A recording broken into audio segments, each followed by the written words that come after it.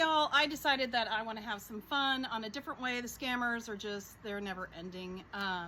So I'm going to give that up. What I'm going to do is I'm going to start reading out of my first book, my dystopian fantasy. This was written back in 2019. It's won 9 international book awards, but it's been banned on social media for the past 6 years. So I figure I'm going to try reading it, and hopefully they won't remove my posts. I don't think they would, because I'm reading the book instead of doing ads. So I'm going to do each chapter, and I'm going to keep it under 3 minutes because I know that's the fastest way to go. So here we go. End of Crows 1. The silk lace slipped off my shoulder as I twirled, admiring in the mirror how the dress flowed around my body. My figure was a little too short for the cut of the dress, but it was still my favorite. Black strands of hair that escaped the confines of my braid lightly caressed my exposed collarbone. I gently pulled the shoulder strap back up and straightened the dress. It had been my mother's dress when she had gone to prom with my father, but that was a long time ago.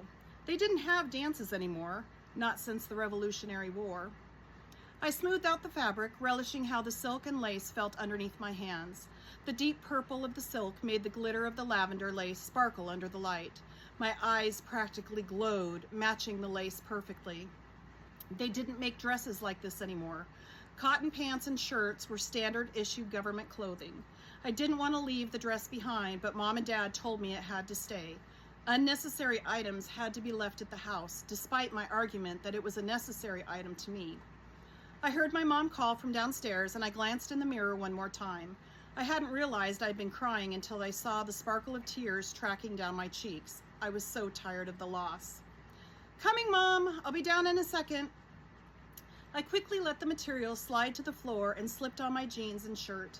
I take a moment to place the dress back onto its hanger.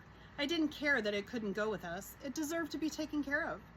Bounding down the stairs, I turned the corner and ran into my brother Bryce.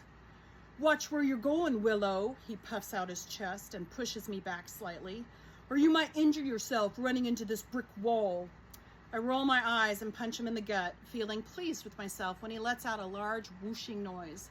"A brick wall with no mortar, dumma—" "Will, stop calling your brother names." My father's stern tone held no hint of amusement, and I felt my stomach twist with unease. The closer it came to moving day, the shorter my father's temper became. Part of me understood the tension and the stress. We all felt it, but Dad was the only one who placed the weight of our crumbling world on his shoulders.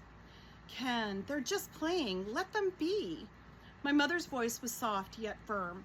She worked right alongside Dad, getting us ready for the move, but she still had her sense of humor and brought lightness to a dark situation. It had been a very long 17 years preparing and packing for our move. It definitely took its toll on everyone in the family, although Mom tried to make it less stressful.